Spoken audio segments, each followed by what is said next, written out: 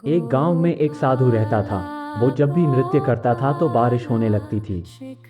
इसलिए जब ग्रामीणों को बारिश की आवश्यकता होती थी तो वे साधु से नृत्य करने के लिए कहते थे और हमेशा बारिश होती थी। शहर के 4 लड़कों ने इस घटना के बारे में सुना और इसका परीक्षण करने का फैसला किया।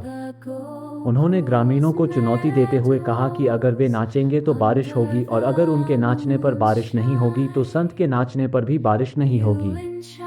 अगली सुबह लड़के संत की कुटिया में गए और ग्रामीणों ने साधु को सारी बात बताई।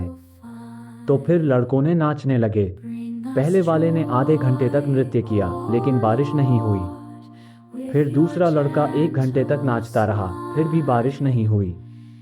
तीसरा लड़का 2 घंटे तक नाचता रहा लेकिन फिर भी बारिश नहीं हुई। आखिरकार अब साधु की बारी थी। उसने नाचना शुरू किया। 1 घंटा बीत गया पर बारिश नहीं हुई। साधु फिर भी नहीं रुका, वो नाचता ही रहा। नाचते नाचते 2 घंटे बीत गए पर बारिश नहीं हुई। 4 घंटे बीत गए पर बारिश नहीं हुई। लेकिन साधु तो रुकने का नाम ही नहीं ले रहा था। धीरे धीरे शाम ढलने लगी कि तभी बादलों की गड़गड़ाहट सुनाई दी और थोड़ी देर बाद जोरों की बारिश होने लगी। आश्चर्यचकित होकर लड़कों ने संत से माफी मांगी। उन्होंने उससे पूछा कि जब वो नाचता था तो बारिश क्यों होती थी, जब वे नाचते थे तो क्यों नहीं। संत ने उत्तर दिया, जब मैं नृत्य करता हूँ तो 2 बातें ध्यान में रखता हूँ। पहला, मेरा मानना है कि अगर मैं नाचता हूँ तो बारिश होनी चाहिए, और दूसरा, मैं तब तक नाचता रहता हूँ जब तक बारिश ना हो जाए।